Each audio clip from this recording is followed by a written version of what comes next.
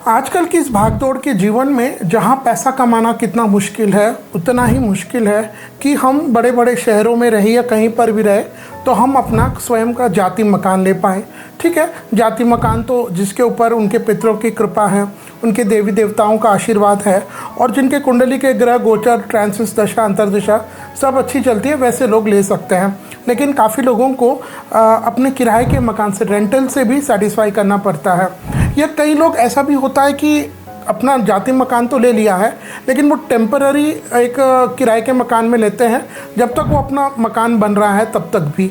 लेकिन हमारे शास्त्रकार कहते हैं चाहे आप जाति मकान में रह रहे हो या अपना स्वयं का मकान ले रहे हो उसमें, या फिर अगर आप किराए में भी शिफ्ट हो रहे हो, किराए में जा रहे हो, तब भी हमें अच्छे मुहूर्त पर हमारा वह किराए का मकान है उसमें भी हमें अच्छे मुहूर्त, अच्छा समय देखकर ही प्रवेश करना चाहिए। क्योंकि जब हम अच्छे मुहूर्त पर प्रवेश करते हैं, अच्छा मुहूर्त पर हम किराए के मकान में जाते हैं तो ठीक है, कुछ साल हम किराए का मकान लेंगे, उसके बाद अगर हम अच्छे मुहूर्त में जाते हैं, हम अच्छे से धनार्जन करते हैं तो भगवान की कृपा होने पर, हमारे देवी देवता पितरों का आशीर्वाद होने पर हम अपना स्वयं का खुद का जाति मकान भी तो ले सकते हैं। लेकिन जाति मकान की नींव हमारे किराए के मकान से ही एक्चुअली रखी जाती है। तो शास्त्र कहते हैं कि जितना महत्व हमें हमारे जाति मकान के गृह प्रवेश करने का है, अच्छा मुहूर्त हम देखते हैं, उतना ही अच्छा मुहूर्त हमें हमारे किराए के मकान का भी देखना चाहिए। क्योंकि हमारे शास्त्रों में एक सूक्त आता है जहाँ कहते हैं यत्र वास तत्र भाग्य, यानी जहाँ हम रहते हैं वहाँ पर हमारे भाग्य का निर्माण भी होता है। तो हम चाहते हैं कि हम किराए से बहुत जल्दी अपने जाति मकान में शिफ्ट हो जाएं। तो मैं आपको ये बहुत स्ट्रांगली इस बात को कहूँगा, रिकमेंड करूँगा कि आप अच्छे मुहूर्त पर किराए का जो ले रहे हैं उसमें आप शिफ्ट हो जाएं। जब हम अच्छे मुहूर्त की बात करते हैं तो ऐसे नहीं कि यार किराए का मकान है ना, ठीक है हम कोई अच्छा दिन देख लेते हैं, कोई नियर टाइम में कोई नवरात्रि आ रही है, कोई अभीच मुहूर्त है, नहीं है। हम अच्छे योग्य विद्वान पंडित जी से मिले और उनको हम अपना नाम आदि बता करके फिर वो दिशा निर्देश दें, उसके हिसाब से हमें अपने किराए के मकान में प्रवेश करना चाहिए।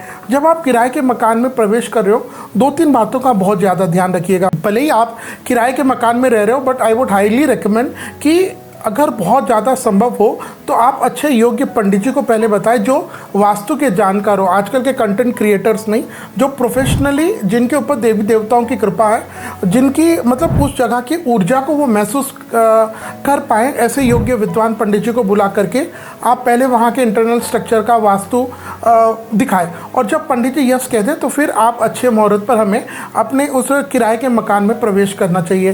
किराए के मकान में जब आप प्रवेश कर रहे हैं तो वहाँ पर अंदर जाते समय आप अपने हाथ में कलश रखिएगा और उस कलश में आपको जल, सुपारी, सिक्का, आम के पत्ते और नारियल ये सभी आप लेकर के अपने घर में प्रवेश करना है। उसके बाद साथ साथ में आप लक्ष्मी, गणेश जी, सरस्वती, ये जो देवी देवताओं की मूर्ति है इनको भी आप अपने साथ में रखें।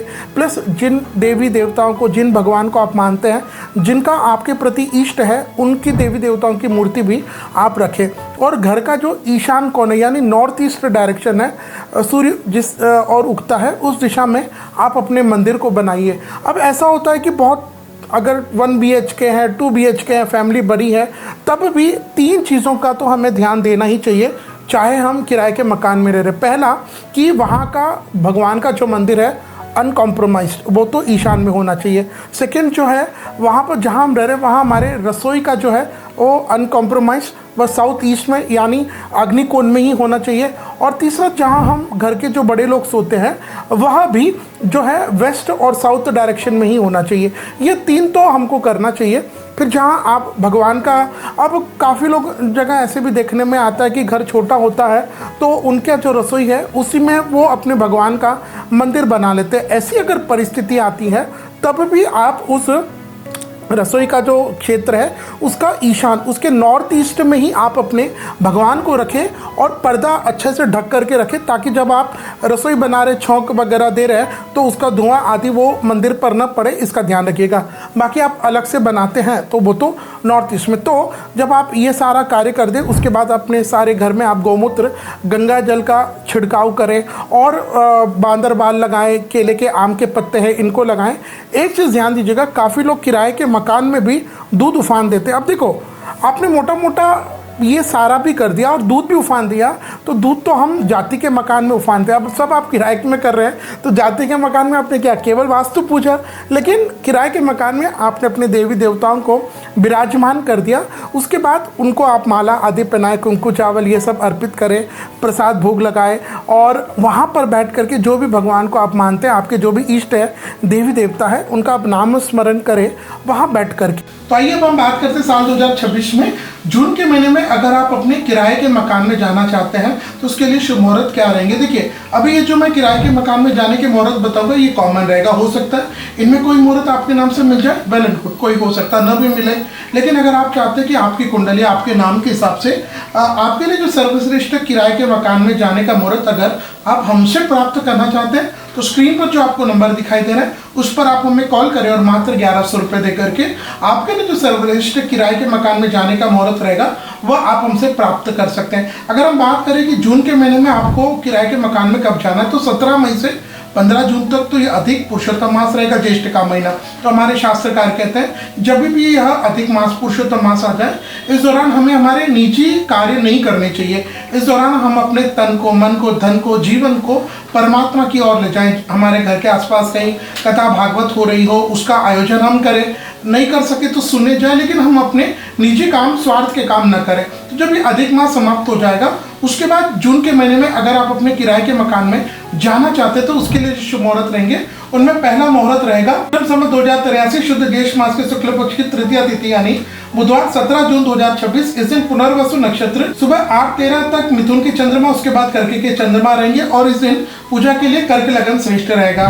इसके बाद शुद्ध ज्येष्ठ मास के शुक्ल पक्ष की अष्टमी तिथि यानी रविवार 21 जून 2026। इस दिन उत्तरा फाल्गुनी नक्षत्र सिंह के चंद्रमा रहेंगे और सुबह 9:31 के बाद आप अपने किराए के मकान में प्रवेश कर सकते हैं। इसके बाद शुद्ध ज्येष्ठ मास के शुक्ल पक्षी त्रयोदशी तिथि यानी शनिवार 27 जून 2026। इस दिन अनुराधा नक्षत्र यानी वृश्चिक के चंद्रमा रहेंगे। कर्क, कन्या लगन और अभिजीत मुहूर्त में आप अपने किराए के मकान में प्रवेश कर सकते हैं। इसके बाद जून के महीने का अंतिम मुहूर्त मिलेगा विक्रम संवत 2083 शुद्ध ज्येष्ठ मास के शुक्ल पक्ष की पूर्णिमा तिथि यानी सोमवार 29 जून 2026। इस दिन मूल नक्षत्र, धनु के चंद्रमा और किराए के मकान में जाने का शुभ मुहूर्त रहेगा सुबह 7:53 के बाद। जैसे मैंने पूर्व में बताया कि यह कॉमन मुहूर्त है, हो सकता है इनमें कोई मुहूर्त आपके नाम से मिल जाए, वेल एंड गुड, कोई न भी मिले तो। लेकिन अगर आप चाहते हैं कि आप हमसे किराए के मकान में जाने का वह शुभ मुहूर्त हमसे प्राप्त करना चाहते हैं तो स्क्रीन पर जो आपको नंबर दिखाई दे रहा है उस पर आप हमें कॉल करें और मात्र 1100 रुपये दे करके आपके लिए जो सर्वश्रेष्ठ किराए के मकान में